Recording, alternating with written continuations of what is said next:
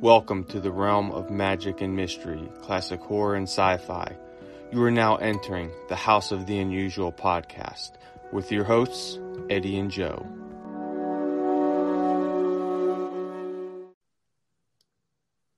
Welcome, everybody.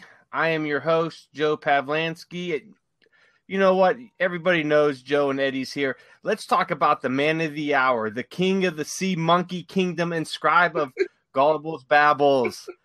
Our special guest for today, Todd Machin. Todd, how are things going with you, brother? Right. This is your second time on now. This is. I can't believe you wrote me into this again, but thanks for having me back. Love you guys, and it's great to be here. Before you go any further, please, Joe, I got to cut in here. I got a man with impeccable character. Yeah, there you go. Okay, there you go. Now you can go. You know, it's like Todd rented out a room in House of the Unusual, and he just never left. You know, we wake up one morning, and he's like, hey, guys, you know, he's got his feet up on the couch, and he's just hanging out there, man. That's me. Yeah, myself at home. So, Todd, what's new in the sea monkey world since last time we talked? Well, let's see. You know, I don't know, but I want to ask, because I know a little bit about Eddie's relationship with sea monkeys, and basically Eddie's family is not allowed to have sea monkeys anymore because they keep spilling them. Well, here's the thing. Here's the thing I like about Mr. Todd here.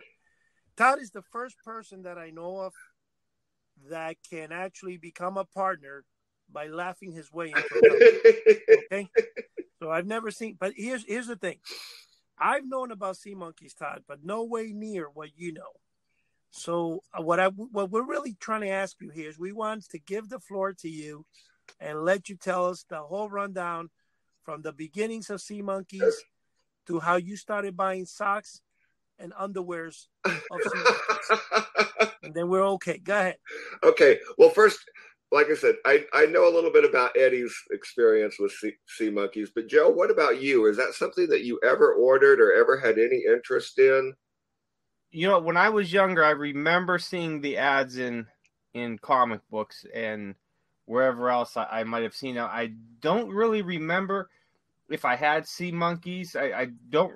There's a part of me that kind of remembers having them, but I might have been really young, maybe 5 or 6, and that's 35 some years ago, and I don't really recall ever really having much interaction with them. I do remember seeing the ads, and I remember having a buddy that did have the sea monkeys, but I don't remember too much, dealing with that either. Okay, well, we're going to change that. I'm going to send you a sea monkey kit for you to start, and then you can report in and tell us how your little critters are doing.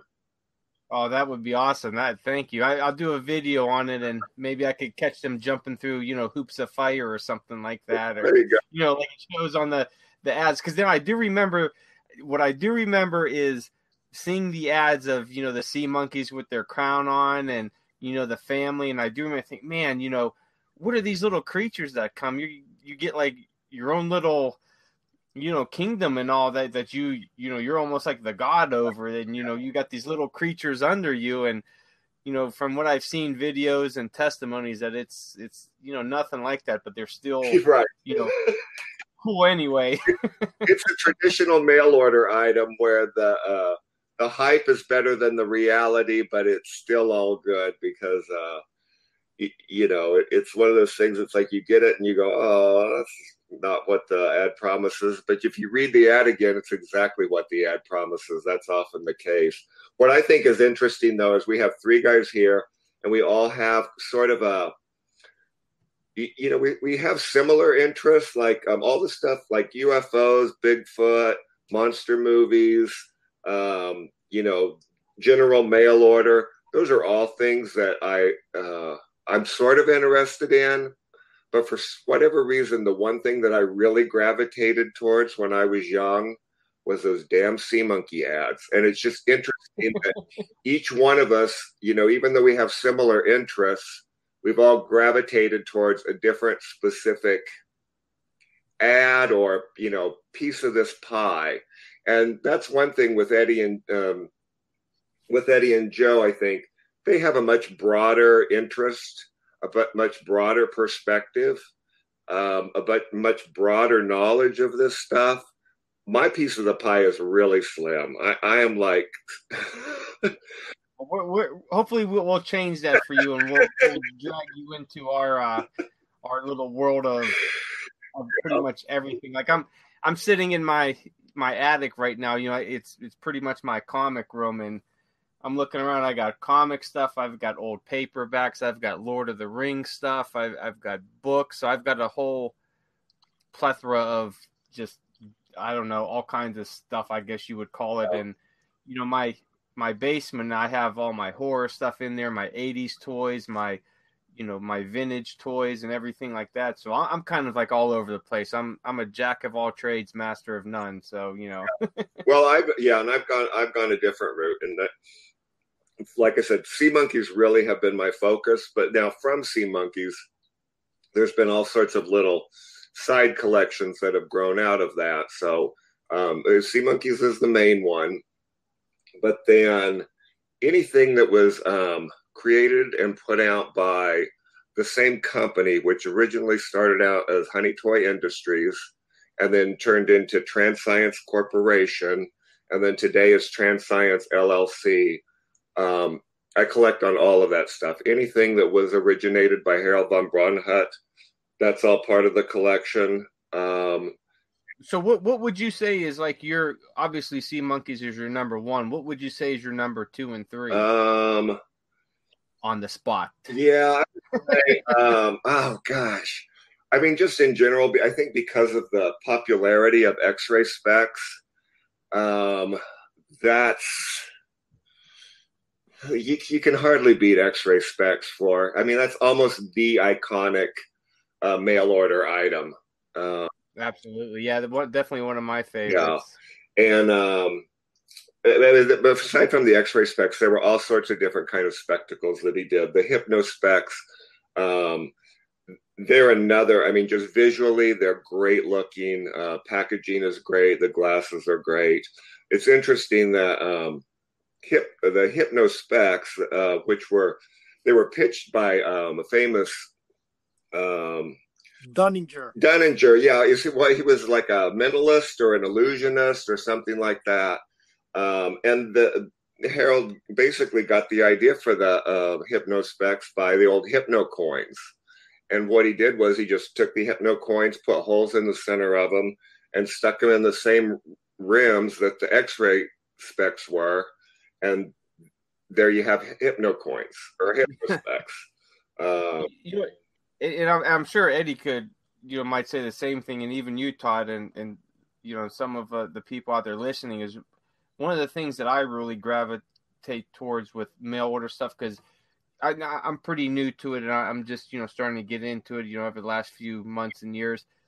But one of the things that I really enjoy when I'm looking for them is the packaging in itself and how it was created, and artwork on the packages is what I really kind of gravitate to, aside from like the monster mail order stuff that I love. But just even with like the X-ray specs, and I had it on the video I did of the package that Eddie sent me when I did the unboxing. That was great. Yeah, where I showed the X-ray specs, and just the cartoonish artwork was just fantastic. So I really gravitate towards the packaging on well, and I think that was true of a lot of this stuff that we talk about. Is first of all, it was the ad. There was something that was really enticing about the ad that drew people in, and then secondly, though, the packaging was phenomenal. And then the products not always the best. Great. But I tell you, I mean, and I've talked a little bit about this, but I mean, you hear so many people who really feel like that they got ripped off, and they ordered something and it didn't live up to their expectations, and they were really disappointed. At the same time, you think about what a huge volume of mail order was happening in like the 60s and 70s and even into the 80s. People were not disappointed enough that they did not buy anything. I mean, there would not have been the supply if there had not been the demand. So, Right. people enjoyed the whole process of what they might get, waiting for it to arrive, using their imaginations, and then, maybe it doesn't quite live up to their expectations, but so what? They still had a good time, and they do it again. Right. Absolutely. Now, Eddie, can you, because he touched on, the demand for mail order. You're more versed in this. Can you, tell us how much in demand were these mail orders, through the 50s, 60s, and 70s? Well, the glasses are so much demand. I still sell quite a few of them a month, actually. The situation with the glasses, unlike other things, is because the glasses, I guess, gave the reader the expectation that they were going to see more than they wanted to, and of course, the artwork with the guy and his tongue hanging out. Just say it. Teenage boys were going to take it into the girls' locker room or something, or exactly, take it to school. Exactly. Now, you have a person like Todd here who, he's a simple collector. He calls himself and stuff. And I called him up and we're talking on the phone, and I'm telling him how, a couple of years ago when I bought a batch back in the 80s from Transcience from Harold, and I get this thing with about 48 glasses in it, whatever it was, a box. And a lot of them had Honey Toy Industries in the back, and some of them had, Transcience. So I was like, I'm going to get rid of most of the Honey Toy Industries because I don't really think I just didn't like the name that much, not knowing that they were the first production. But I found it funny when Mr. Todd says, well, Eddie, I've bought so many. I paid from 20 to 150 a piece. And I thought I had, a problem when I buy more than one. Well, I think yours truly here might have beat me on that. But yeah, the X-ray glasses are probably the most iconic mail order item out there. I looked at my eBay watch list yesterday, which kind of really blew me away with the 7-foot Ghost. The original one that I sell in the envelope, there was 149 watchers on it. Oh, wow. And the Dracula had I think 46, and Frankenstein 57 watchers. But and that's one of the reasons I'm selling. In fact, somebody just recently made a best offer for the 3 posters at one time this morning. Still, the one time that I could say is that the one item that has never failed to sell was the X-ray glasses. And it's kind of like a product I was selling many years ago. I came across a booklet entitled The Grey Leon Miniature Haunted House. And I was selling that booklet. And I don't know, I probably saw 300 to 400 of them over time. It was a booklet that it was not the super fast seller, but it was guaranteed to sell 3, 4, 5 every month. And the ad that I had written for that on eBay, over time, you know how when you relist, there was a time I forgot and it got off the relist part. And I have not been able to find the actual ad because I wanted to copy word for word what I wrote on that ad because it was a good ad. It was actually an ad that it's one of those ads that when you start running, like the Charles, Atlas ad and ads out there, they just last forever. Well, that one ad that I put together on eBay it lasted about 10 years and it never had a problem in, not selling the item. But, you got to understand back in the 70s, the only thing that you could, if you wanted X-ray glasses or Joy Buzzer, you could only order them in the mail. You wouldn't walk to a magic shop and have them. In fact, I never saw one in a magic shop until I was in my 30s that a magic shop started selling, and they had the Chinese version X-ray gogs. But the actual X-ray glasses have always been a mail order item, and that's why I think they always kept their mysterious mystique to them, for the fact that it was only obtainable through the mail, and it was based on what you looked at the ad. And like you said, the cartoon part of it is what did the selling. That's the master part of the whole thing. It wasn't. It was the packaging and the sales pitch they used for those glasses. Yeah.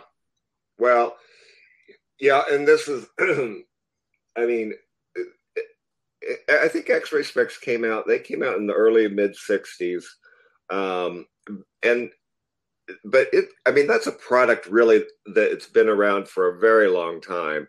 I mean, basically, what Harold did was he took a product that already existed, the old X-ray tube, and even I think before that there was postcards. Old postcards from the turn of the century that were had that same X-ray effect to them, with the feather. You'd look through the little hole, and it had the feather in it, and it gives you a distortion that kind of makes the X-ray appearance when you look at your hand through the up to a light or something like that. So Harold was very good at that. He was very good at taking something that existed and realizing the potential in it, and then having the just the talent to do the marketing behind it to make it something that was even better. And that's definitely what happened with the X-ray specs. I mean, he took something that was, I mean, it was a staple within like the Johnson Smith catalogs for a long time as the X-ray tube. But when Harold got a hold of them and turned them into the glasses, those things just skyrocketed. And if anybody out there is interested in more of the history or taking a look at the patents of the X-ray glasses, if you go over to houseoftheunusual.com in the blog section, near the bottom, scroll past the poster of Eddie standing there with the X-ray glasses on, and you'll find the blog post. It's called Amazing X-Ray Vision, and I was able to find some of the patents, from the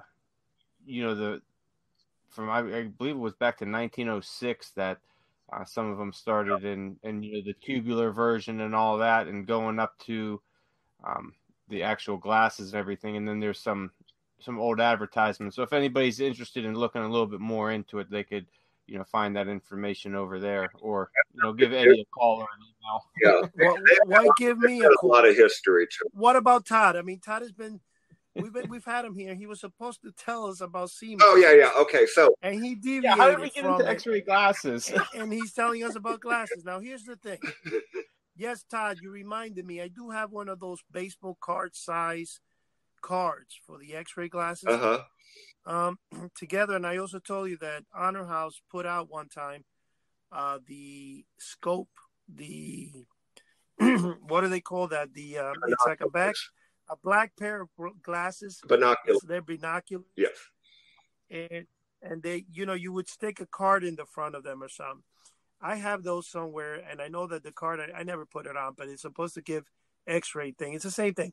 They just basically market it in different ways because everybody was trying to catch the craze and the popularity of the X-ray glasses. Right.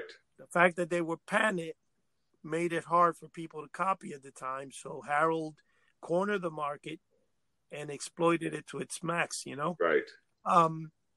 Well, Todd, I think your sea monkeys, they might need X-ray specs of their own, so you could sell, a package of miniature X-ray specs that you could drop in the bowl and the sea monkeys grab them and they put them on and enjoy them too. Very tiny X-ray specs, but yeah. So, but yes, to Eddie's point though, it's like yes, we're here to talk about sea monkeys, but I will say this: sea monkeys and X-ray specs, those were the bread and butter of Honey Toy Industries, Transscience Corporation, Transscience LLC. I mean, for all of the different crazy, cool things that Harold came up with, that was the bread and butter. And definitely. But Todd, imagine this. If you were to sell with each of your kids the X-ray glasses to go with your sea monkeys, people would see living monsters before their eyes. When they see those sea monkeys come alive and spin around, they'll go, my gosh, I thought they were little creatures that would walk around with hands and feet. Instead, they're monsters. I mean, you'll make a fortune, Todd. You can't miss that. Okay, I'll pitch that. That's the story behind sea monkeys. So According to Harold, this is what he told me. He literally told me that in 1957, he was in a pet store and he was looking into a vat of brine shrimp that they were using as fish food, and that is how he got the idea of taking brine shrimp and turning it into an instant pet. And you got to realize at the time, let's see, they came out in, he launched his first product in late 1960. And originally it came out as Instant Life. And it was titled Instant Life for the first 3 years. It went through a couple of incarnations.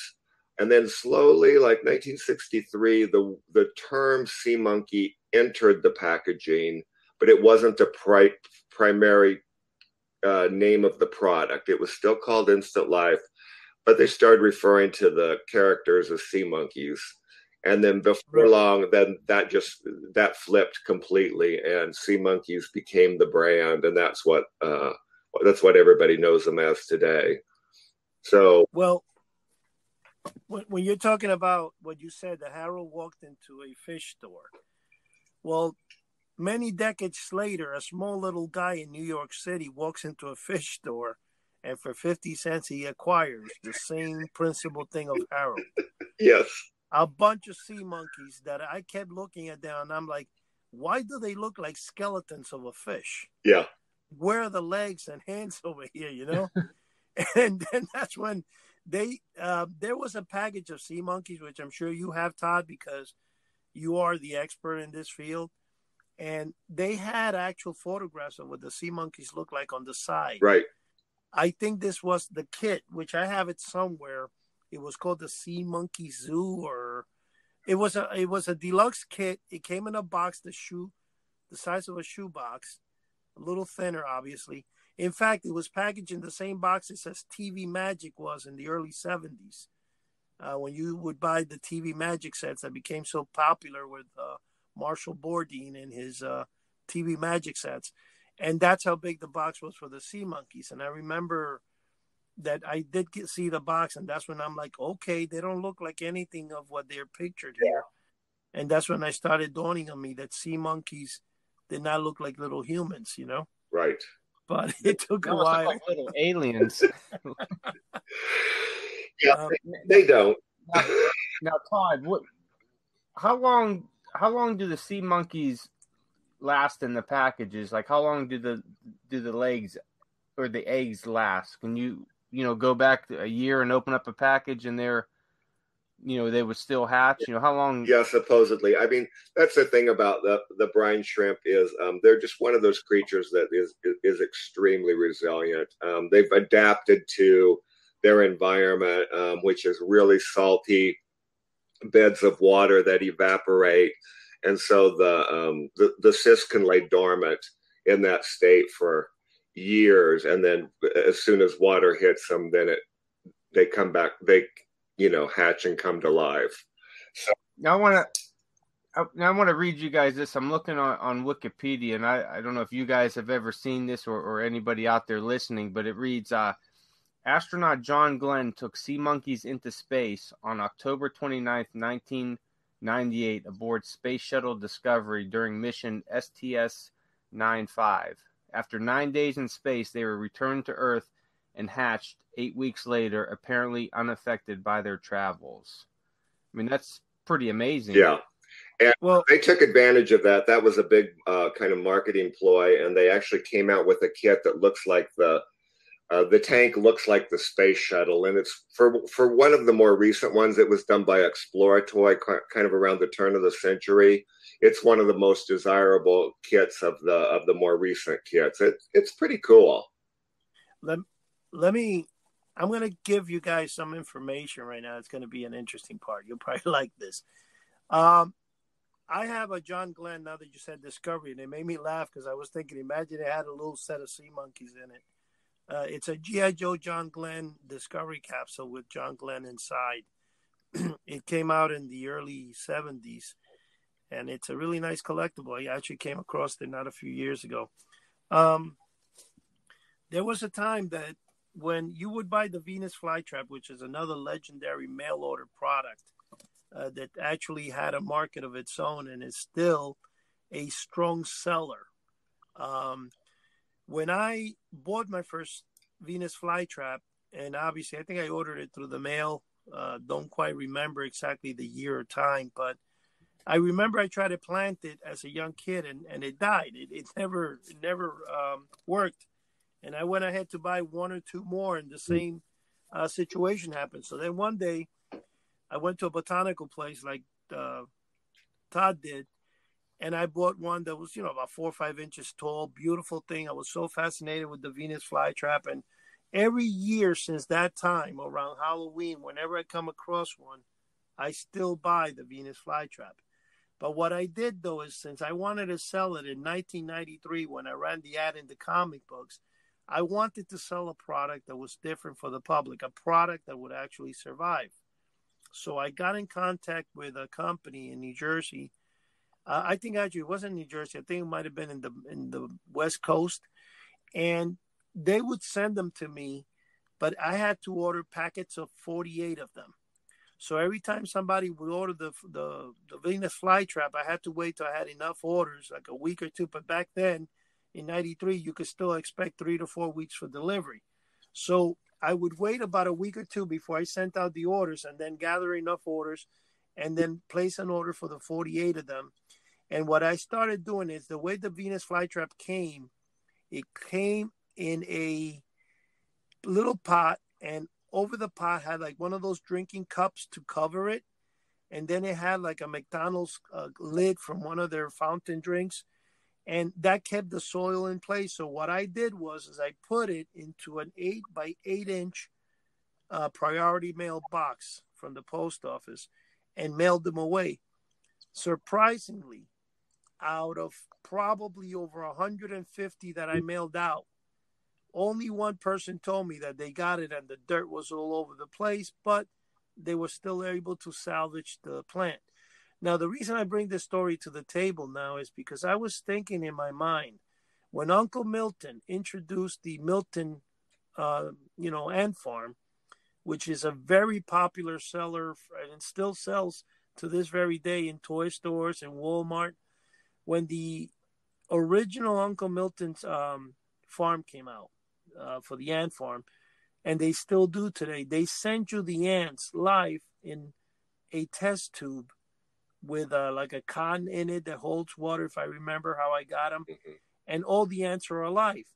I was wondering why TransScience never considered, or it never entered the mind of Harold to send them out alive, like basically seal the little thing, and they would probably survive in the darkness 2 to 3 days. And when people would get the sea monkeys, they would get them alive instead of putting them where they have to hatch them. And it would be. I tell you that they never did that, but actually, it's a twist to it, right? Yeah. I did an exhibit of my sea monkey collection, and so the New York, New York Ocean Society. That's where Anthony D'Agostino, he was really he's kind of the biologist that helped Harold develop this kind of hybrid brand of brine shrimp over the years. But they sent me some sea monkeys from the laboratory to exhibit, showing the exhibit. And those things were cool. I mean, there was bazillions of them. They were huge.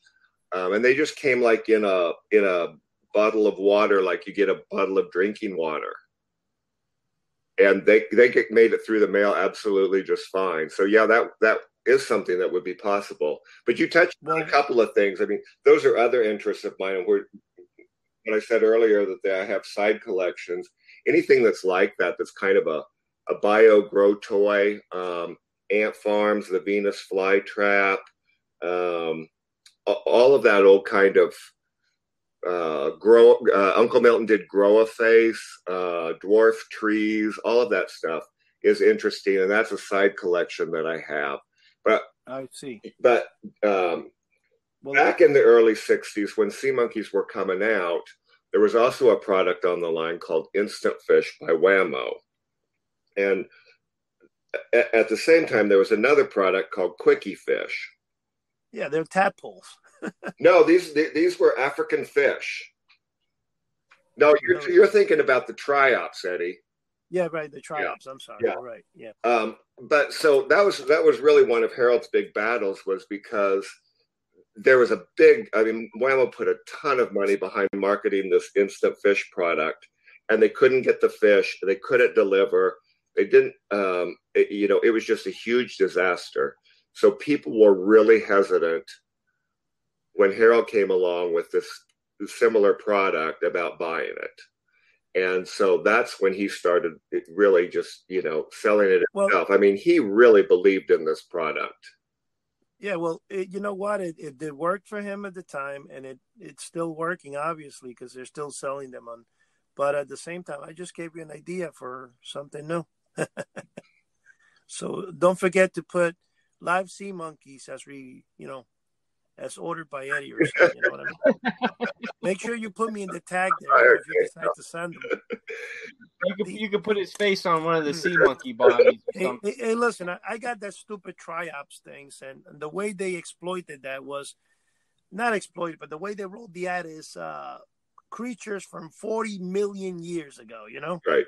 You think you're bringing back dinosaurs to life, and they started pushing that out a lot when the first Jurassic Park movie came out. Yes.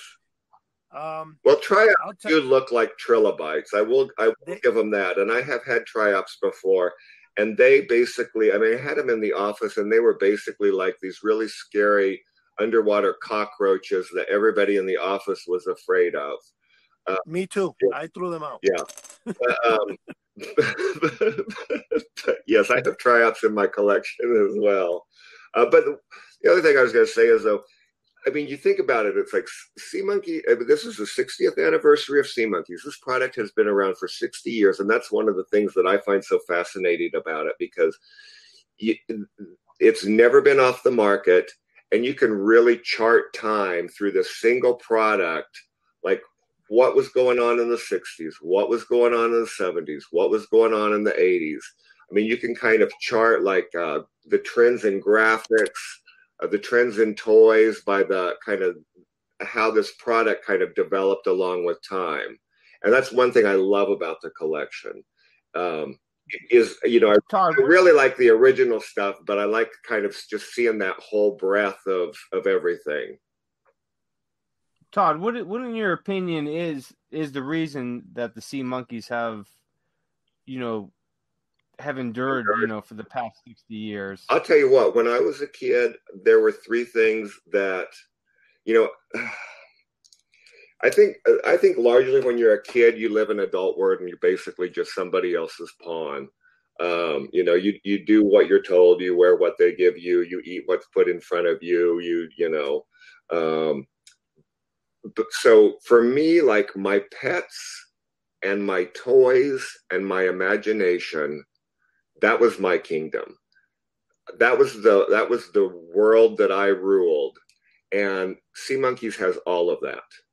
It's a toy, it's a pet, and it really takes advantage of your imagination. You see those ads and the images you concoct, trust me. Even I trust you. Go ahead. Yeah, when I ordered my first Sea Monkeys out of the comic book, I fully expected to get exactly what was shown in the ad. I thought I was going to get a box with air holes and a live sea monkey family in there. I mean, I fell for that thing hook, line, and sinker. And when it finally came, it showed up in an envelope. And I'm like, oh my God, they're out of sea monkeys and they're writing me a letter to tell me that they don't have any stock. And what I got was these 3 little packets. And so, bless my parents' heart. I mean, they were troopers, and it was late at night, and they helped me set up a tank, found a bowl, boiled water. We got the whole process going. And that was it. I mean, basically that's how it all started. And then the next kit I bought, because what happened was So Honey Toy was 1960, so that was the first decade. And then in 1970, that's when the company name switched from Honey Toy Industry to Transscience Corporation. And that's really when Sea Monkeys took off, because it really went strong into retail. And so like 70s is when like the race kits came out, which are very rare, were really highly desirable. There were 4 deluxe race kits. There was a Speedway, Cycle Race, Fox Hunt, and Ski Trials. And they're like little runways. And what happens is sea monkeys will swim against current like a trout. And so you have these little air pumps, and you would pump the end of the water of these little trailways, and the sea monkeys would swim towards you, and you could race sea monkeys back and forth like that. Oh, that's really cool. I never even heard of that. Yeah, that was very popular. Yeah, very popular. In fact, I had one of them too, which I probably still have somewhere, to be honest with you, Todd. Probably got about 30 of them somewhere. No. Not I didn't go that extreme with the sea monkeys, but I have bought them many times throughout the years. But one of the things that I think did the most, Todd, is that what helped Harold is using an artist like the guy he had, who later became a comic book artist, doing that.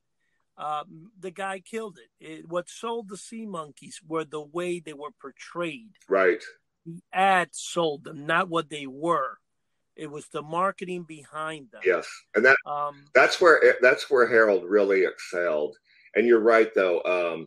The first person who illustrated a sea monkey, in fact, his name was Henry Lamoth, and he's the one who designed the logo of the little sea monkey hatching out of the egg that now everybody refers to as Hatchie. And that thing is just iconic, and I love that little piece of illustration. And Henry basically worked with Harold the first 10 years on all of those products. He did the artwork on the original X-ray specs, on Hypno specs, Screwy Feet. I mean, he was Harold's go-to person for that.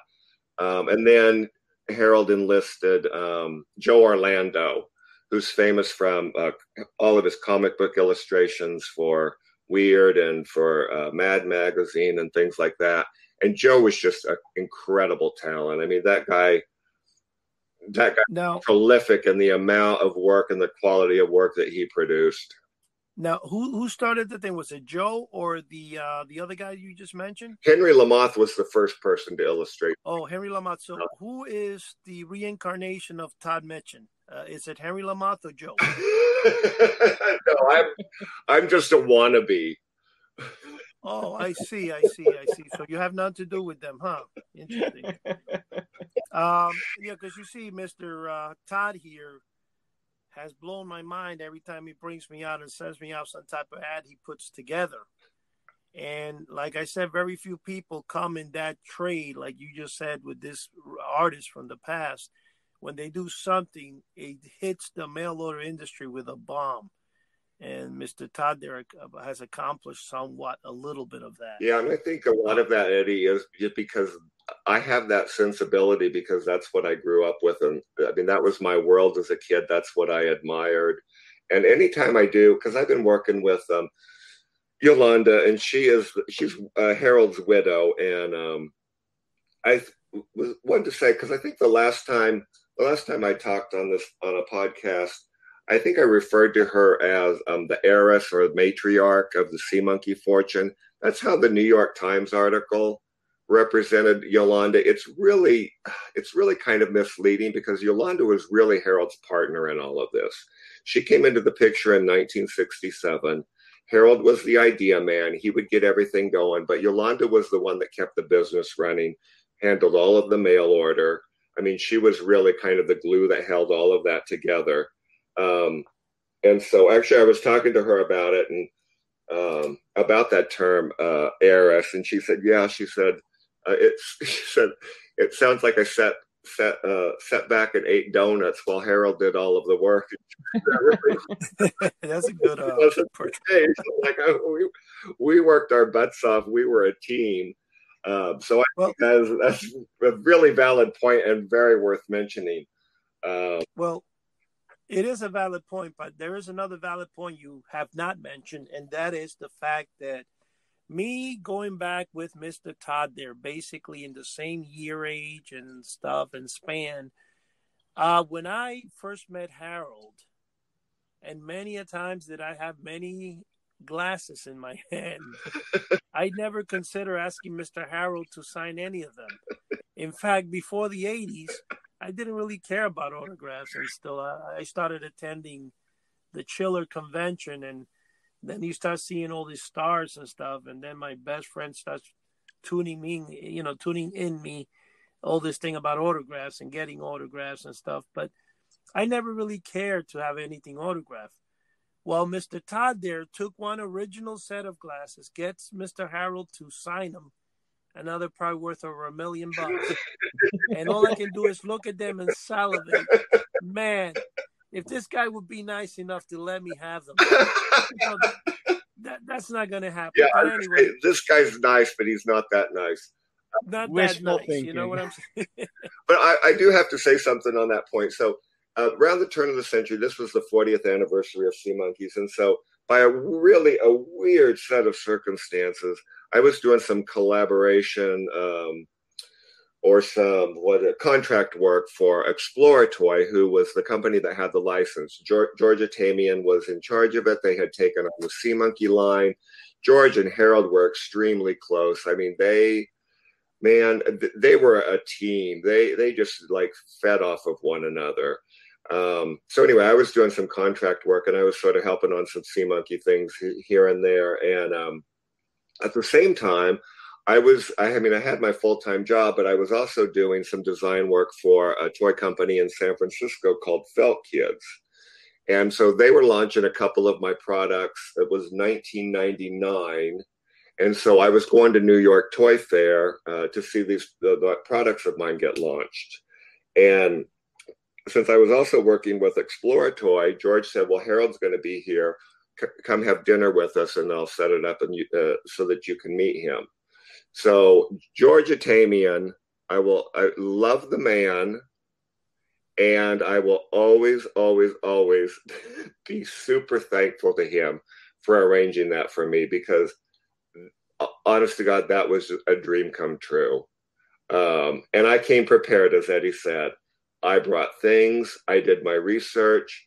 I think I won Harold over because I had more than just a passing interest in the Sea Monkeys. I knew like people from his past, products that he had done.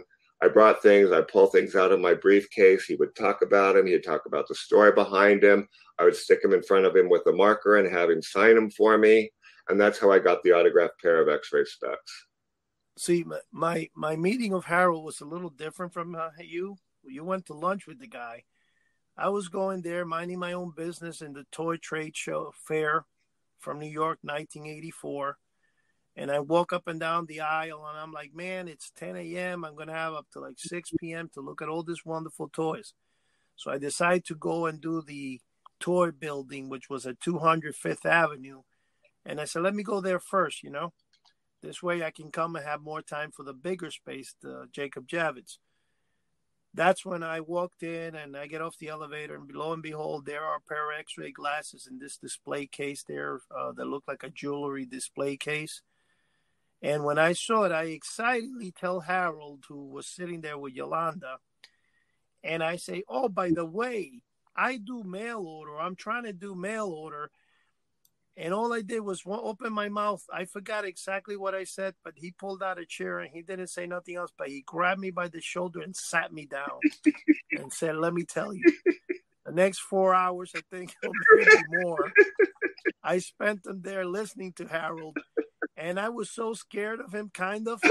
Not scared, but he basically told me how mail order ran and how the X-ray glasses were. And then after that, of course, I called him several times, and kept in contact with him throughout the years, and Yolanda. But it was a different kind of meeting from you, Todd, because you are, I think, a couple years on me. Yeah. So I was kind of like a little younger at the time. So, you get the respect as a young 18-year-old compared to Yeah. a 46-year-old at the time. You know what I mean? Well, and I'll say this: it's like I was really nervous to meet Harold because I did have so much respect for him and from the products that he had developed and things like that. And Harold also had a bit of a reputation for being a little bit of a pistol. So yeah, he was definitely a pistol. He didn't pistol whip me because he didn't have one. All I did was mention a name of a famous mail order person who apparently had gotten into his X-ray glasses, and boy, yeah, did he tell me the story how it ran. Well, and I got to say, I mean, I know Harold was absolutely passionate about his product. To the point that it would alienate some people, because I'll never forget this. It's like I'd ask somebody, it's like, oh, you knew Harold? It's like, oh, what was that like? And they would always tell me how lovely and nice his wife Yolanda was. And I'm like, okay, well, that's telling about both of them. But no, Harold to me was just absolutely great, and he was really loyal with the people in his life. Really, what I found out about him is he was really one hell of a friend. If he was your friend, he was a damn good friend, and he was your friend for life. And he really had a softer side that I don't think most people got to see. So I had an opportunity to read some of his old correspondence when Al Flosso Al Flosso was passing. His health was ailing, and and it was just a really kind of a sweet, gentle, tender side to Harold that I hadn't really known before. Well, hey guys, let me interrupt in here. We got about 5 minutes left, so Todd, give us some final words. Where could everyone order these sea monkeys from, and where could they find your gullible babbles at? Oh yeah, so you can find sea monkeys in a lot of places. Online, there's tons of places that you can get sea monkeys. I think stores, a lot of mom and pop toy stores, Walmart, things like that. They all Target. What's that? Target. Target as well. Yeah, Target sells them. But you can also go to seamonkeys.com, SEA-MONKEYS, and there you're buying directly from the from Yolanda, from the manufacturer. She just came out with an executive sea monkey kit, which is a big, beautiful glass bowl. It's four times the size of the typical kit. We did a 60th anniversary poster, greeting cards. There's new projects in the works. It's a great place to go. Check it out. And then I don't know why, but Joe and Eddie talked me into kind of joining some forces with them. And so Eddie very kindly gave me a corner of House of the Unusual. And so my little neck of the woods is called Gullible's Babbles. And it really literally is just me babbling about how gullible I was as a child and the strange things that I thought. And so if reminiscing about the past interests you, come on over, share your experiences with me. I'd love to hear them. And then Joe has a corner of House of the Unusual too, called Crypt of Classics. So if you go to House of the Unusual, you get all three of them. Yep. And here's another little corner story I'm going to say. When you mentioned Al Flosso, I don't know if Joe is aware. Al Flosso, Joe, is the guy who owned the magic shop that was called Martika Magic Shop at one time, one of the oldest magic shop in America. And it was owned by Houdini originally back in the day. or it wasn't started by him. I think he purchased it. And I too, in 1985 or 86, walk over there, and at the time I have about $87 in my pocket. And to go to New York at the time was like $1. So I had no idea who Al Flosser was, that he was one of the biggest mail order guys in comic books as well. And I go and I go into this shop, and I asked him if he had a copy of Houdini's book, The Unmasking of Robert Houdin. First of all, I almost tripped over because his shop was like an old warehouse filled with boxes all over the place. I think it was on the 8th floor of the building. And it was more like an office, because back then people would have stores in the office buildings of New York, and it would be like a storefront, but it would be inside an office. And the guy comes out with the book and shows me a signed autographed copy of the book and tells me, I'd like to get $75 for it. But he kept asking me about how my mail order business went, but I had no idea who the guy really was, And what happened is I thought about it, and I said, well, if I buy the book at $75, that means me and my wife can't get any hot dogs or pizza, and then I'm going to have just enough money to get back, which was like about $1.25 a piece, because, from going to New Jersey to New York at the time, it was very cheap. So I didn't buy it. Today, our partner, Dave Harversat, not too long ago, sold one for a couple of $1,000 with a signature of the book that I could have for $75, Yeah. So that's one of the things I just thought I'd bring in because of the way he mentioned Al Flazzo. Yeah, anything with a Houdini connection is absolutely huge. But I went there too, Eddie. When I was that same trip when I was visited Harold, he mentioned Jackie Flasso, who was Al's son, and he later became a magician in his own right, and he continued on the family business in that same location. And so I went over to the magic shop and had a really nice long conversation with Jackie Flasso as well. And they used to sell Sea Monkey kits out of their catalogs, and so that was a really long friendship there between Harold and the Flassos. Oh yeah, well definitely. Well, Sea Monkeys were sold in everything in every place. But anyway, we're getting definitely that close to that final moment. Yeah, we're at the end there. So I want to thank you guys for joining us. Everybody out there, go to houseoftheunusual.com. Join the forum. Come talk with some like-minded individuals. Check out the blogs. Check out Gullible's Babbles, Crypt of Classics. Check out House of the Unusual on YouTube and Instagram, and check out Crypt of Classics on Instagram. And thanks for stopping by, Todd. I'm sure you'll definitely be back again, and we'll have to talk some stuff outside of Sea Monkeys and get you into more stuff. Well, when you say he'll be back again, doesn't he live in our office already? Yeah, he does. Yeah. So just do me a favor, if you have a chance, send me a list of all the products you're producing, Todd, because I want to make sure that I don't fall for the cartoons. Okay? So I want to make sure what I'm getting. You know what I'm saying? Well, there's one coming up that Yolanda and I are working on together, and I guarantee you, I won't see them. I guarantee that it delivers exactly what it says it offers. Yeah, I'm kind of scared of that because it looks like I might be one of the guys that falls for it, right? Wow. That's Todd, right, man.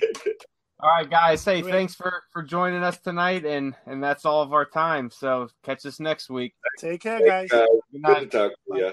Good night.